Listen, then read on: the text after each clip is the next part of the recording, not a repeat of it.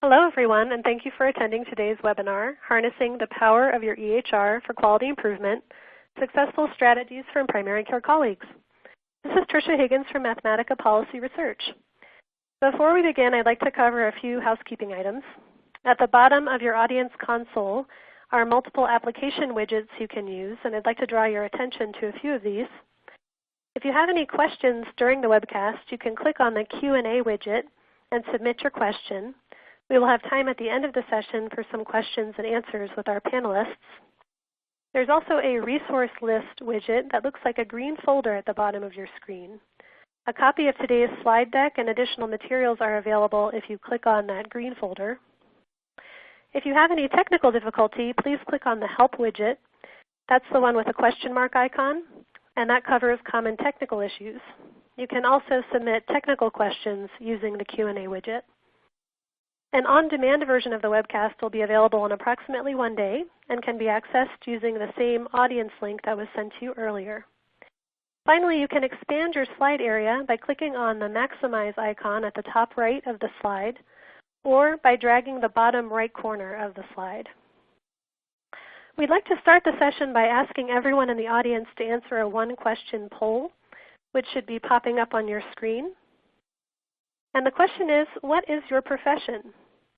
We will compile the results in a few minutes and let everyone know who is in the audience. And please note that you can scroll down here for some additional answer options. Now I'd like to introduce Bob McNellis, who's the Senior Advisor for Primary Care at ARKS. Bob, you now have the floor. Thanks so much, Tricia. I appreciate it. And good afternoon to all of you. I'm just thrilled that you could join us on this webinar today. I, for one, just can't wait to hear about it and hear from our guests and all their good insights. As Tricia mentioned, I'm Bob McNellis. I'm Senior Advisor for Primary Care at the Agency for Healthcare Research and Quality.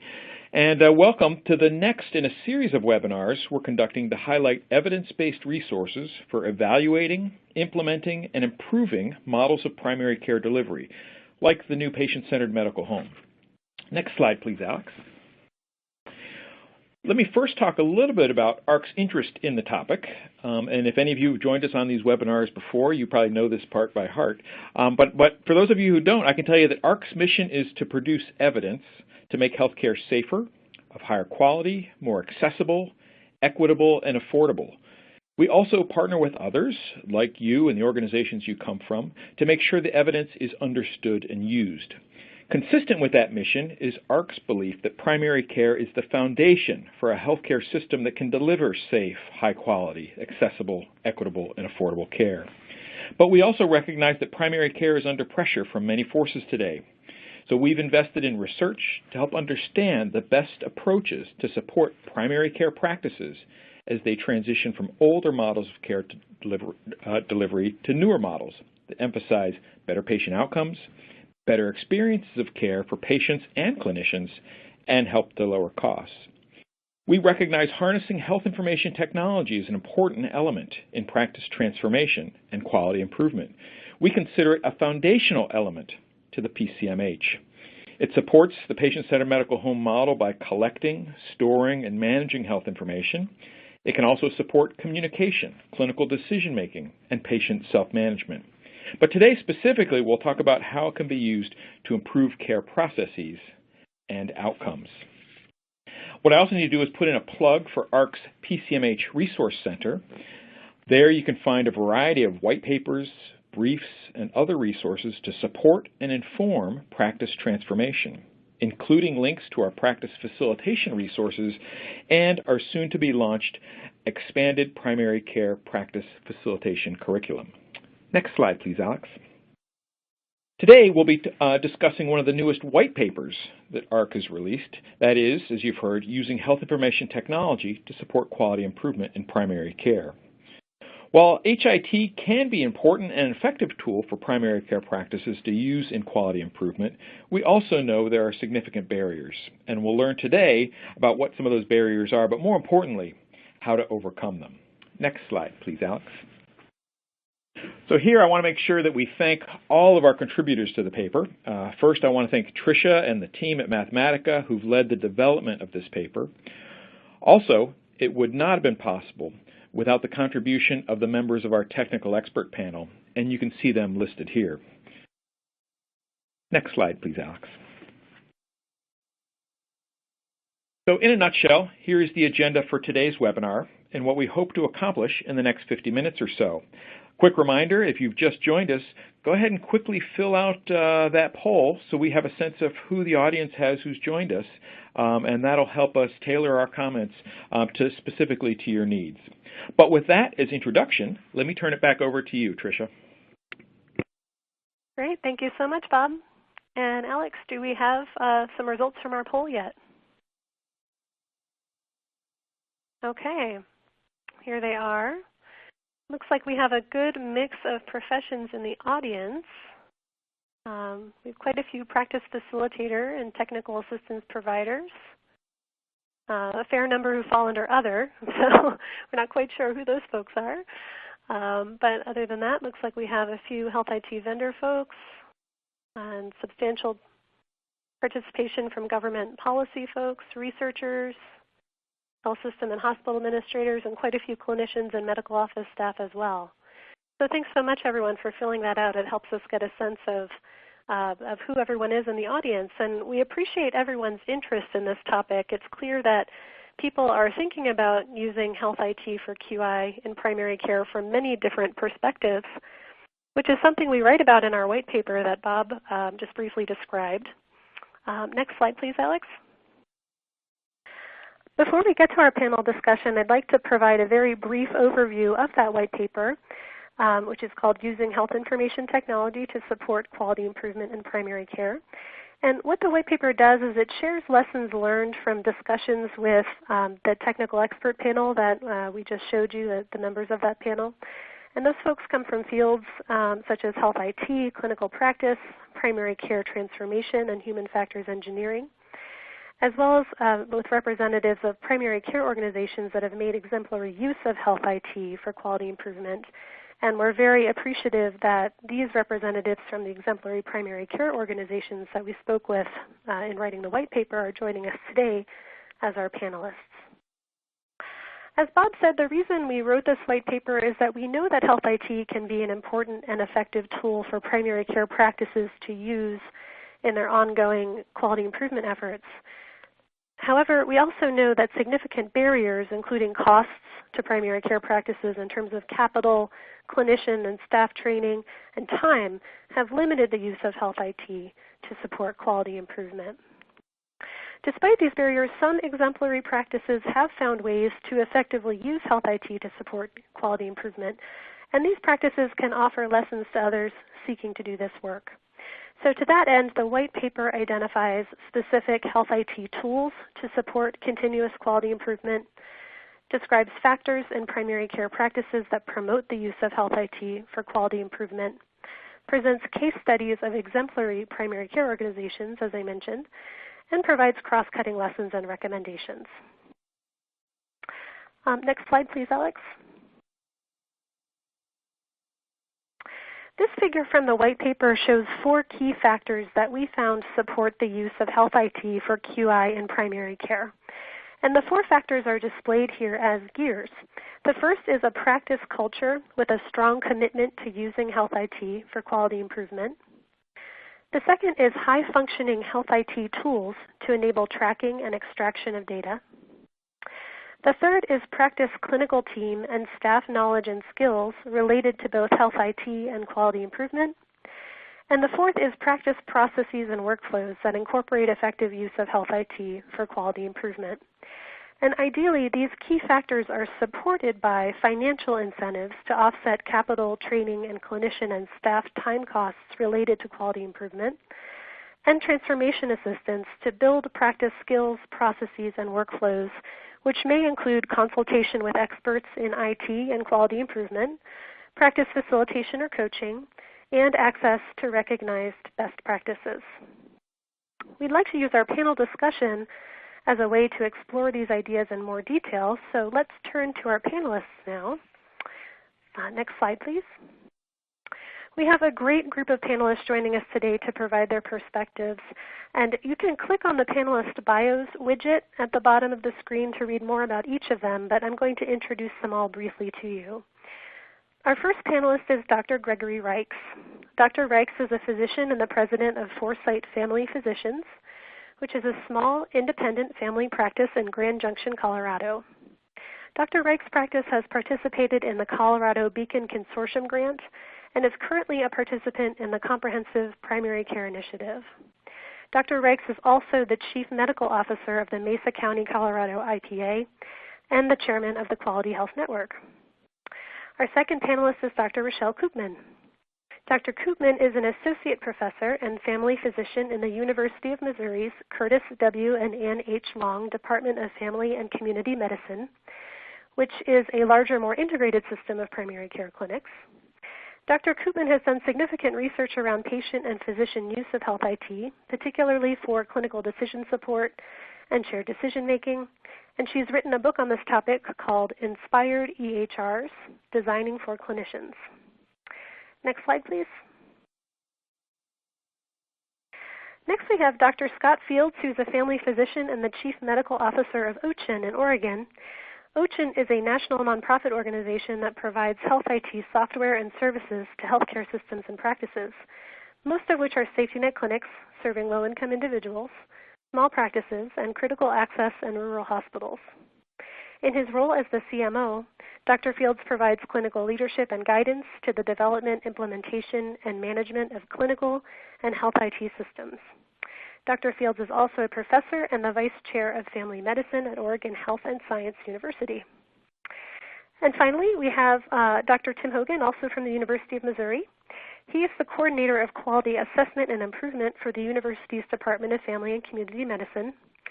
Dr. Hogan is a licensed respiratory therapist and also holds a PhD in education. In his role as the facilitator of quality improvement for the department, Tim has spearheaded integration of patient-centered medical home concepts across clinical practices and helps practices with multiple quality improvement initiatives.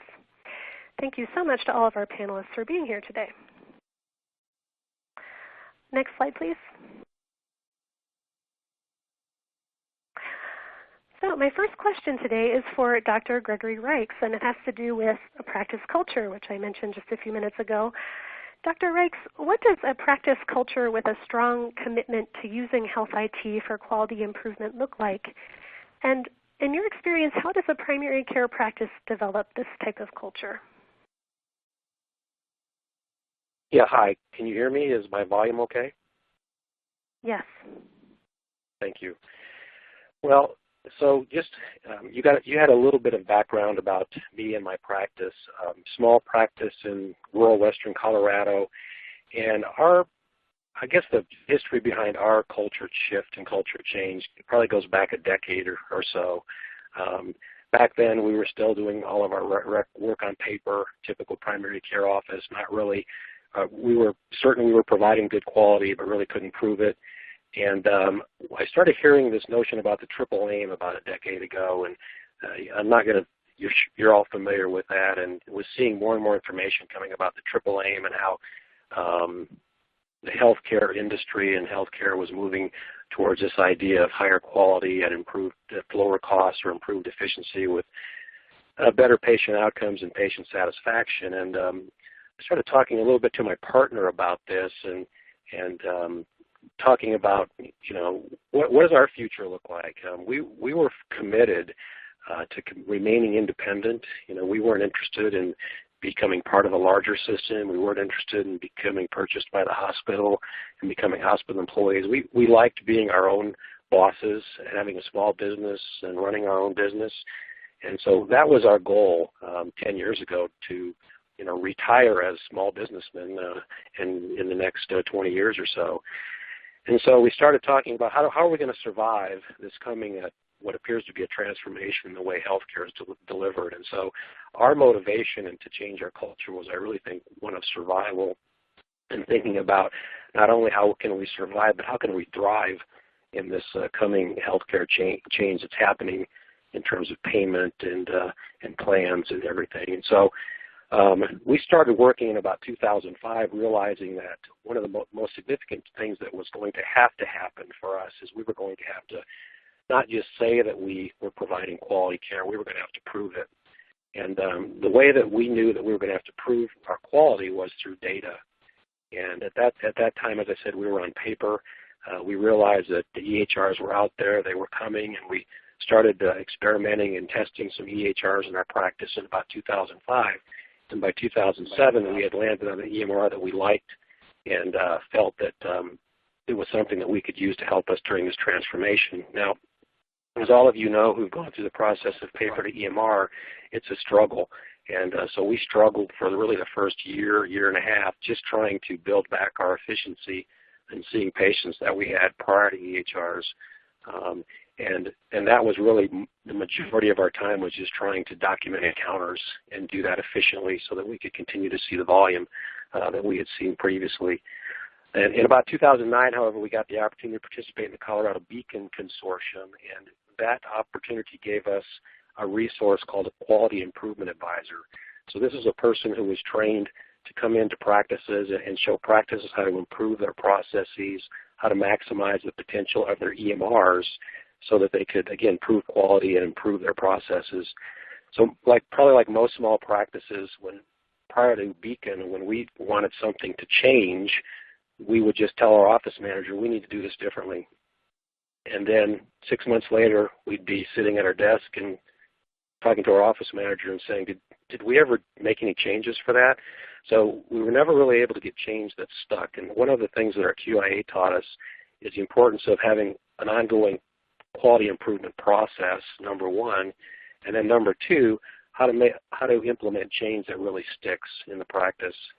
And so we formed our quality improvement team, and that was back in 2009, 2010, taking a few key people from throughout our office, representing reception, representing medical assistants, representing billing, and providers, and put them together as a QIA team.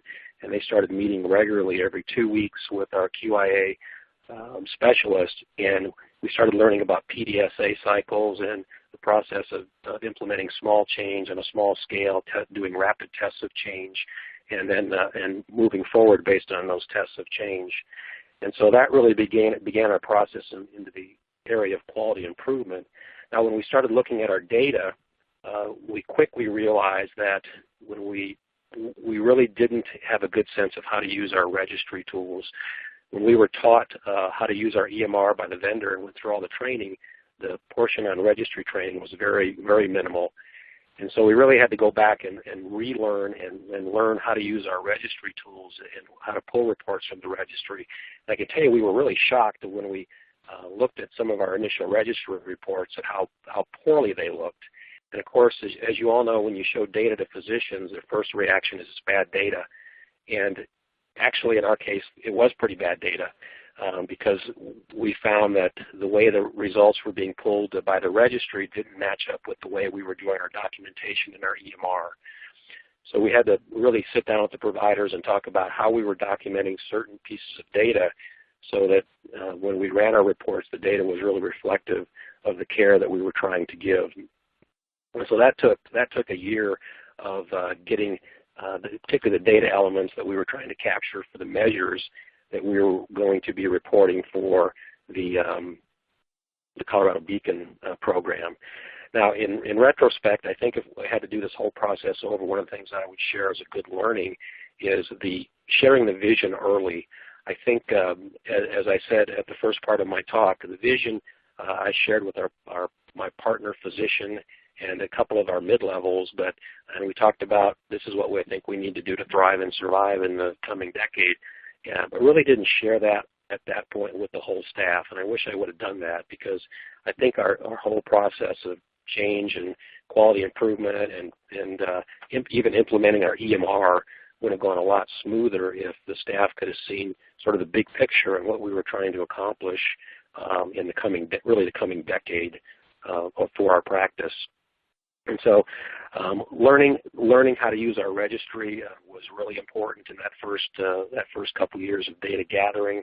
And then once we felt like the data was reasonably good data, then how do you improve on those numbers? And so setting up workflows, processes, and testing those processes in terms of closing care gaps, identifying patients who are higher risk, that have higher needs, and getting more resources to put to them was really all part of that process that we've gone through. So we were really excited as we saw our data start to improve with these quality improvement processes and flow charts and maps that we created. And it was later in this Beacon process that we realized that how important it was really to sort of take a step back and share the vision with the whole team. So we started having our entire office meetings for probably 6 months. Were set up to sort of review the vision and sort of let the team know, the entire office team, why we were making all these changes. We weren't trying to make their life miserable like many of them thought. Our goal was really to try to survive and thrive and continue to be independent and for those folks to continue to be part of our practice and be our employees and just continue on like we had been historically. So we were able to start getting reasonably good data out of our EMR, develop the processes, and then meaningful use came along. And we were really excited because we got a new version of our EMR and got that installed. And our new version of our EMR has a nice meaningful use dashboard. Clicked on the dashboard, and I can tell you I was shocked when I looked at our meaningful use numbers the first time. I saw more zeros on that spreadsheet than I think I'd seen on any spreadsheet before. And what we realized had happened is the way that we had created our structured data fields in our EMR to support our registry tool was not mapping correctly into the meaningful use dashboard. So we had to start over in a number of cases and recollect data regarding a whole host of measures, even smoking. We had to go ahead and recollect all that data from our patients and redo it. So that was a struggle to get that done. But where we are now in terms of participation in CPCI, and I think what's really been invaluable is getting feedback, not only on our data, but on our efficiency. So now we've found it's very important to be able to compare your data to others who are on similar journeys. So for Beacon, we were able to compare our quality measures with other Beacon practices, and it became a little bit of a competition amongst practices across the state on how much they could improve their measures. We also got feedback reports on our efficiency in terms of ER visits per 1,000, hospital days per 1,000, and even total cost of care for our patients. And that became sort of a driver, too, to think as we were thinking about, well, shared savings and how do we want to look to payers in the future. We want to be viewed as a really high-quality practice, but also an efficient practice.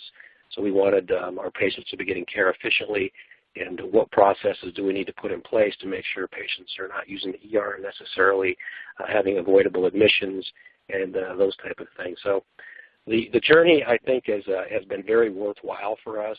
We continue to be independent. We have no plans to change that. We've actually been able to increase the capacity of our practice with having these tools in place. We went from provider panels of anywhere from 12 to 1,500 patients back 10 years ago. Now we're up to 2,000, 2,500 patients per provider in our practice. So that's brought in additional revenue that's helped us now support care management, care coordination, integrated behavioral health. And it's just been a wonderful journey now that we've finally gotten to the point where we really think we're meeting the goals and objectives of the patient-centered medical home and advanced primary care. So I'll end there, and I guess we'll have questions later. Yes, thanks so much, Dr. Rakes. I'd like to actually move on to the next question for Dr. Tim Hogan. Dr. Hogan, some primary care practices may be wondering, where do I even start with the technical side of this? How do we use health IT tools for quality improvement in primary care? Could you provide some perspectives on that? I can, and thank you, Tricia. But let me say I'm humbled to address the audience because I'm sure there are many who have equal or exceeded our primary care efforts here at the University of Missouri Healthcare. But the answer to your question is, how do we use the tools? Depends. Sometimes it leads the project through dashboards and scorecards point the way, and sometimes it follows by being pulled into the projects. And I guess our pinnacle, since we're talking about connecting this to the patient-centered medical home, our 8 clinics are NCQA patient-centered level 3 recognized, and the IT and quality improvement efforts helped us. And it also helped us to initially receive a CMSI innovation grant, and through that grant enhance our quality improvement in IT infrastructure to further our efforts here. As a facilitator, specifically me, as a facilitator of primary care improvement, the quality improvement really took off after our collaboration between our EMR vendor and our physicians who developed our early chronic condition registries. These were, right now, that was 6-8 years ago, very crude but very important. And they set us up because from those you could access easily within the patient record the provider, the patient, and the clinic team's data, and drill down to specific measures which captured our physicians' interest in competitive natures. I think that's what I saw when we began to finally put out data that they could wrap their arms around and be interested in. Quality improvement energies took off in our primary care clinics. Some example of that would include clinical projects that for several of our clinics made improving blood pressure measurement and control a priority. And by using the EMR that had embedded graphs and data that could be extracted down to the patient level, it made these things doable. There was another project that related primary care provider wanted to improve their osteoporosis screening, which was showing up on a dashboard, one of our tools, and the data that's showing the DEXA in women over 65 and older, she and her team were able to take steps with that access to that data to improve. Another one for another project with diabetic eye exams completion rate through registry data and the graphs, the drill down to the patient's name, phone number, and address was made much easier, or actually possible, to pull those patients in or remind them about the need for this quality measure. We've also had some what I call administrative quality improvement projects related to that CMSI demonstration project. We were able to document follow the documentation of the protocol, and so we could see how the care coordinators embedded in the clinics through that project were documenting and provide them with formative feedback and actual evaluation of individual nurse care managers or our care coordinators. Another project was involving post-discharge follow-up phone calls, but through the use of the electronic medical record, this was able to be tracked and followed, and we made vast improvements from initial to end the care coordinators' post-discharge follow-up. And then, of course, there's utilization data that's available. We are able to pull in our high ED utilizers or high hospitalization utilizers in our scorecards and dashboards, and again drill down to actually who those patients are, their numbers, and who they are, so that we can follow up with them and advise them instead of using the ED, use our urgent care or our primary care clinics, and that's helped. There are some things that have to be done in order to have this data, so I'm going to move to just a couple of suggestions. The data must be recorded in a discrete field so that it can be pulled out for reports. That's not always easy. Physicians and nurses to that extent, and others, like to free text. It's much easier and not as complicated, but data, we have to get it into a discrete field in order to really pull it out. So you have to have good partners with the electronic medical record and the local IT support folks to have these things developed. And then if you have time, the luxury of time for a quality improvement project like we did, really with NCQA recognition on some of those projects and the CMSI grant, it's important to pull both the MR vendor and the organization's IT personnel and clinicians together to meet and build the documentation fields that you need. So we've had that luxury here, and it's helped us quite a bit. I'm going to stop there and let you move on, Tricia. Thanks, Dr. Hogan. That was a very helpful description of your experiences and some helpful tips for folks who are just starting out with this work. My next question is related, and it has to do with what you can do if your health IT tools don't quite function the way that you expected them or wanted them to. And I'd like to direct this one to Dr. Koopman first. Dr. Koopman, what types of strategies or workarounds can you apply if your health IT tools don't have all the capabilities you want or need to do quality improvement?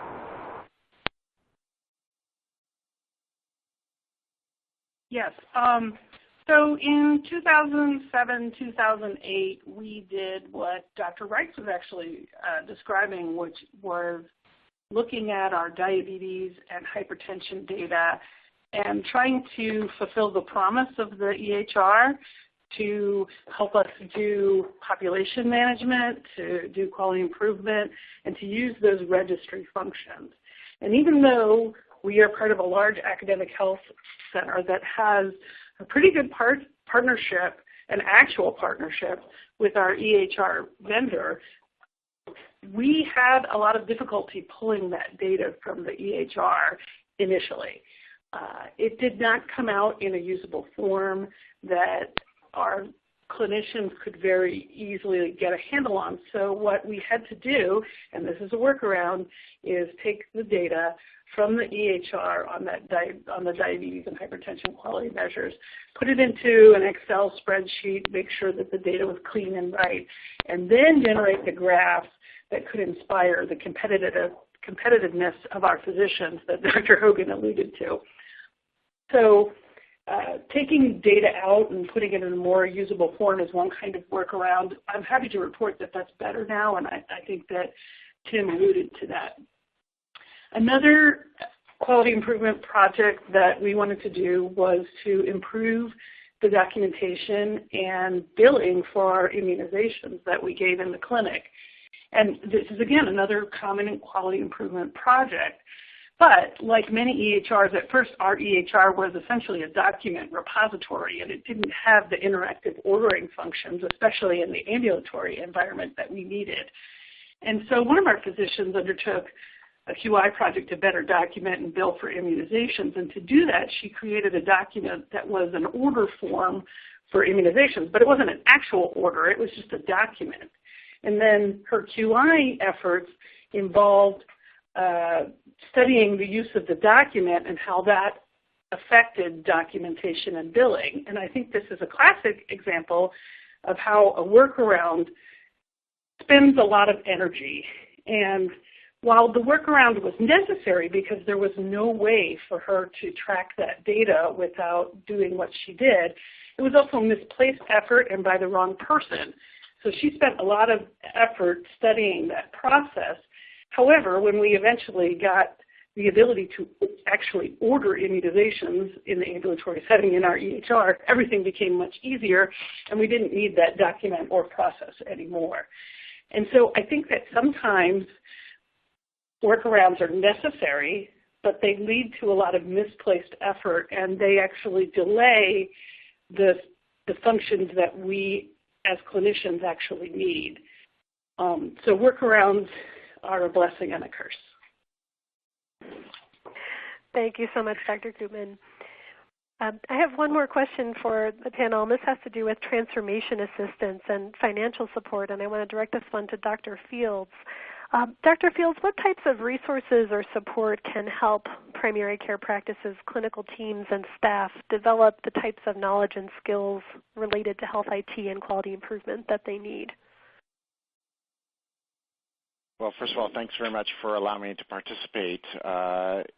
The opportunity that we have with OCHIN is that we're a national collaborative, and so by definition, we're bringing a lot of folks with a lot of expertise from around the country to this issue, and we've been fortunate to do that.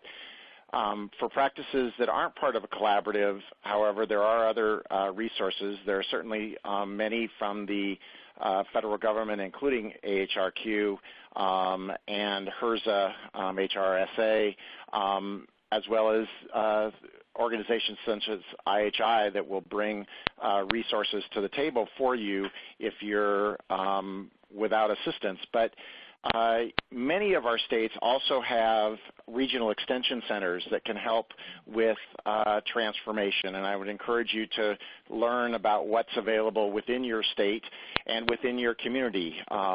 Within a particular community, all of the organizations are struggling with this. I would say that that's why we're having this conversation, is that this is a hard process, and it's a new set of skills for which we're all trying to get better at.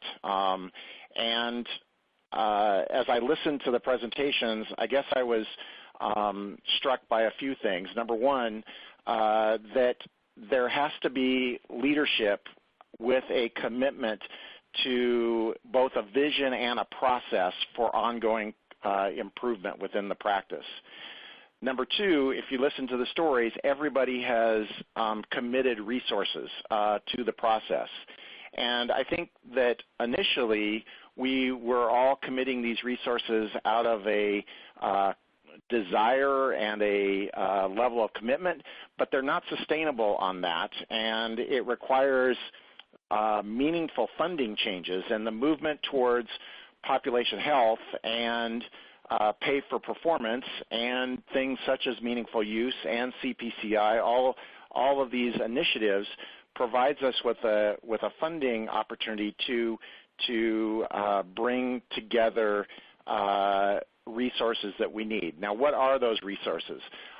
We need people whose job it is to go get the data and to put it and present it in a meaningful way so that the clinicians and staff can actually interact with the patients. And you heard some stories where you were able to get aggregated data and then drive it all the way down to the level of the individual patient. And when we can do that, then we can intercede and make a difference in people's lives. And after all, that's what this data is all about. It's about making differences in people's lives. And so when we are able to get the data and have people who can interact with them, and it doesn't have to be in the new world, it doesn't have to be with a visit. It can be with other technology such as patient portals or televisits or other ways of interacting with folks that we haven't had available to us in the past. These are the ways that we can change the outcome for our patients. Thanks so much, Dr. Fields. Would any of the other panelists like to comment on that?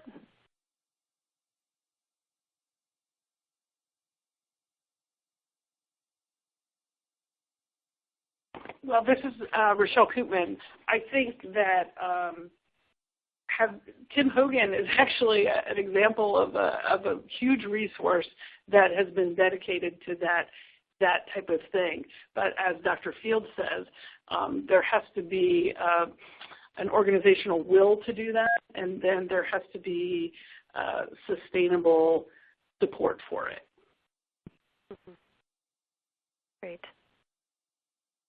Well, thanks so much. We've received several questions from the audience, so why don't we move on to the Q&A portion of our discussion.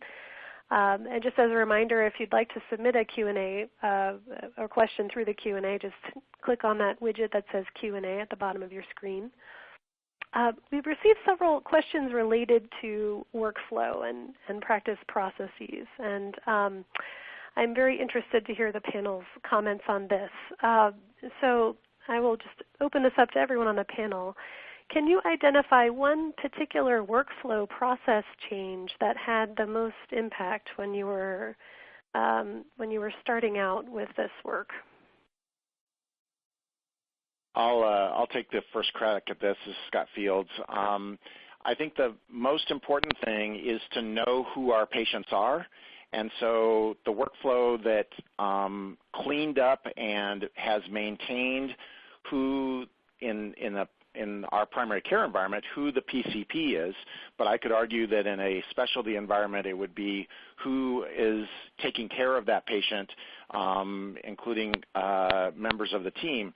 This is the most important thing, because if you don't know who's taking care of the patient, you can't define accountability as it relates to outcome. And so this is a really, really important process. This is Tim Hogan, and I would agree, just jump on that we've at times struggled with attribution, and that's critically important, especially as we move forward with new models of payment and all that. But it's been a problem within quality improvement. So attribution, workflow, and also early on we had even embedding the diagnosis in the EMR. Physicians needed to be diligent about getting the right diagnosis in on the problem list so that when we pulled the data, it included the right patients. I think, this is Rachael Koopman, I think one of the biggest things that has affected actual physician on-the-ground workflow in our clinics was creating ambulatory summary dashboard where we can see the problem list, the medications, the allergies, the most recent vitals, the most recent labs, and even some quality measures all on a single screen. That improved our processes immensely, that you could prepare for a visit, that you could look down at a glance while the patient is talking to you and see just all that stuff on one screen without navigating through the EHR. And then something really unusual happened, which was that our practices started printing those out for patients and saying, here, cut off this side, and that's a list of your problems and medications, and you can take that with you wherever you go in a paper form. This is 7 or 8 years ago. But then once they began printing them out, then the physicians started carrying around these pieces of paper, and they use it as a static second screen inside the room. So they're holding the summary dashboard in their hand and navigating through the EHR for things that aren't on there, which are not as many as you would think, because a lot of the really useful information is on there. And so that helps us stay focused on the patient and patient-centered without having to bumble around through the computer for the information that we need. And it really helps us prepare for visits as well. Okay, it's Dr. Wright. Yes, please go ahead, Hello? Dr. Rakes. Okay. Yes, please go ahead. I was going to say, I think one of the big things that I think changed the culture in our practice was really getting everyone involved in the entire practice and some level of patient care responsibility, taking people who traditionally would be non-clinicians and getting them more involved in patient outcomes. So, we have our front office staff who, known as receptionists or front office. They do our registry work. They hand out shared decision aids. They talk to patients in private areas about certain aspects of their care. And I think that's something that I think has really helped improve the idea of quality improvement in our office, is trying to get everyone involved in the patient outcomes.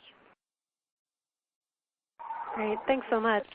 And speaking of getting everyone involved, we have a question from Jeff Nordyke, and the question is, can any of you describe the effect that adopting quality improvement programs has had on employee and provider morale? I think that having everyone involved is critical to the success, and the way that we've tried to do that is by making sure that we're giving data in a way that everybody feels responsible for the outcome. So when a clinician sees their report, it's not just about that clinician, but it's about the entire team that's supporting that clinician. So we've gone from seeing our own data to seeing everyone else's data as clinicians to the entire team seeing everybody else's data to now patients seeing everyone's data. So we've gone fully transparent, if you will, in our practices to engage everyone in the outcome, including patients, because we think patients are part of the solution to quality as well. This is Tim. When I first was going into the clinics, people said I don't have time to improve when I was efforting the facilitation of change, and just having the access to the data sheds a new light on it. It does challenge in the competitive nature, but also, and it was challenging years ago, but today it brings out pride. So I would agree.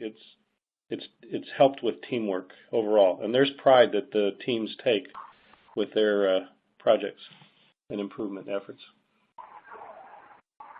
I think that both Dr. Reichs and Dr. Fields, and in fact Dr. Hogan have alluded to some very high-functioning teams. I've seen it, just to address potentially the concern of the person asking the question, if there's a transparent culture and there's an esprit de corps, then things go well.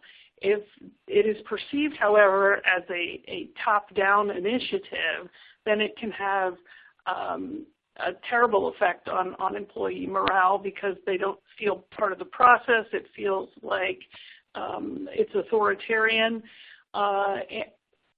So having that culture and having everyone involved, as Dr. Fields says, even the patients, makes it a much better process, and that's what we learn as we go forward with this.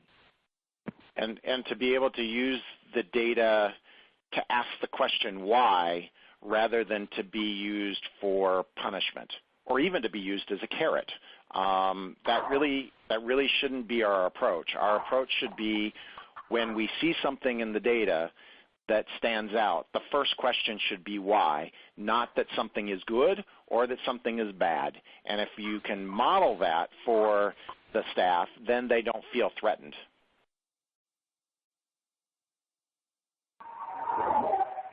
Great points. Thank you so much. I think we have time for one more question, and this one caught my eye from Audrey Tub. She says she is one of the other groups, so we have some sense of who's in that group. And Audrey writes, I work in an ACO as an RN case manager. How do you see the EHR working between the ACOs and the primary care physicians?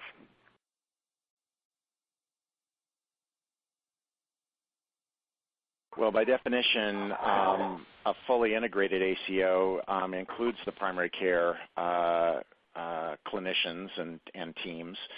So the key there is having the same goals and objectives throughout the entire organization, and that the success of the specialists in taking care of the highly complex patients that are outside of the scope of the primary care physicians is just as critical as the primary care clinicians themselves, and most importantly, the transitions of care. So if you're an RN coordinator, you know all about that. That's what you spend your entire day doing, is making sure that there are excellent transitions between the primary care environment and the subspecialty environment and probably the hospital environment and the home environment and all the other environments. And so if we can get better at not thinking about what environment patients are in, but rather just about the patient themselves, then we'll be a lot better off. And I think that's in many ways what an ACO is designed to do.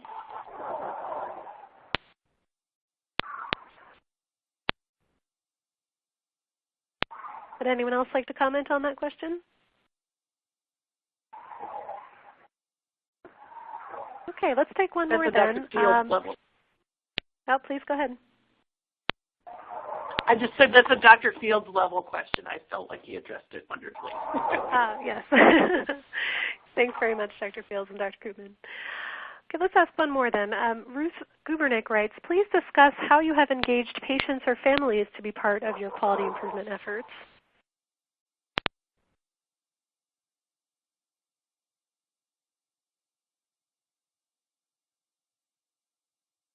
Well, at OCHIN, we have an entire patient engagement committee where we literally have patients from all over the country that participate with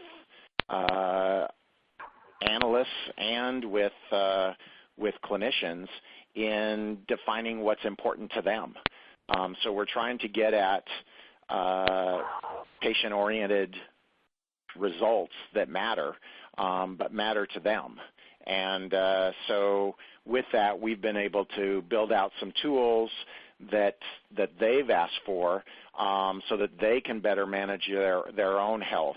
And these tools we're able to report on and get a better understanding of how our patients are doing. So from their perspective. So that's a very cool thing, and I think it's going to be much more what we're going to be about as a health system moving forward. At least I hope. That's my bias.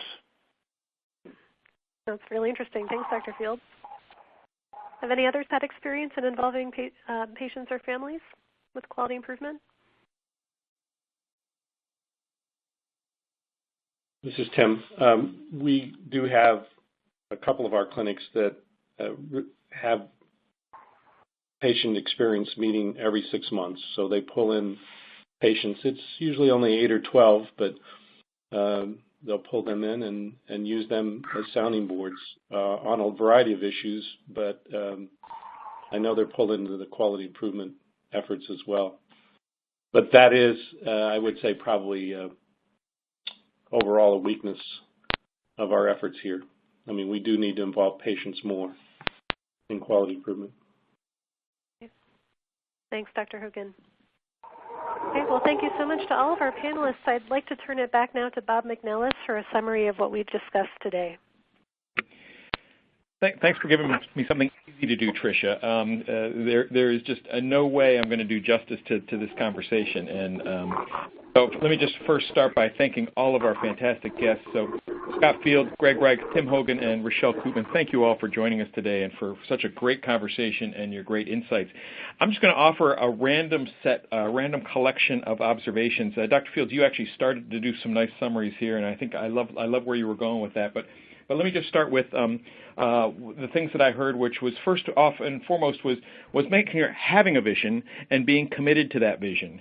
And then making sure that vision is widely shared and engaging everyone, get everyone involved in the care so that everyone is invested and everyone feels responsible for the outcome. Putting together, not just with that vision, but then having a team of people working together to improve the use of HIT and how it's used in the office setting. I think that teamwork is just critical. Building that esprit de corps, I think, is the one thing that Dr. Koopman mentioned, and being transparent in those efforts is critical. The other thing I heard about was recognizing this really is a journey. You don't buy an EMR and then the next day all of a sudden you're data rich. There is a journey here, and I think to some extent people have to be patient with that journey and recognize that it's going to take time. I also heard that things you can do to help facilitate this is leverage the innate competitive nature of physicians and other healthcare professionals. We heard that from a couple of you, that competition can be used to your advantage.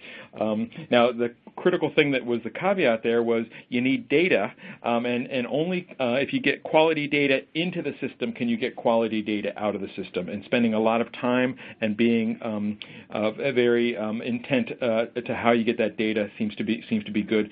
You talked about sort of smart designs about so you could easily access data. I heard about dashboards as a critical tool, and I love the idea. I think Dr. Koopman, you were talking about sort of the dashboards as a static second screen. What came to my mind is clinicians were using, we used to have a peripheral brain, which was the handbook in the lab coat pocket. This is sort of their peripheral EMR, is this static second screen that's the printed out dashboard, not just for them, but for anyone who wants to see it, including patients, I think was a great thing. The other thing I heard is about starting small, undertake these little QI projects, and really learn what the process involves.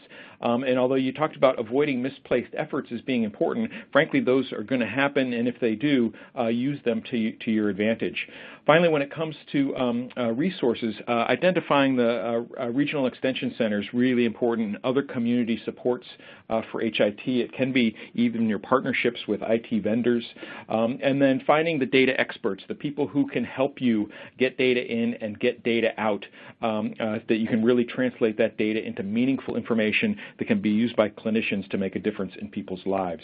And I think those are all important things as well. And lastly, I'll perhaps appropriately end with focusing on the patient, and the patient within the context of, sometimes we talk about the medical neighborhood in which they live, those transitions in care, having patients engaged not only in their own care and managing their own care, but also in guiding QI efforts. And it sounds like you guys have all made a good start, but there is much more that all of us can do.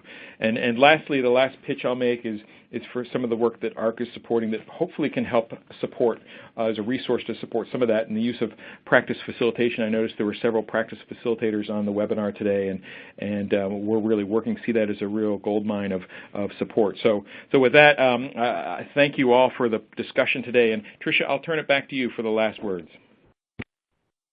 Thanks so much for the terrific summary, Bob. Next slide, please. So there's another ARK webinar coming up soon on engaging primary care practices and quality improvement strategies for practice facilitators.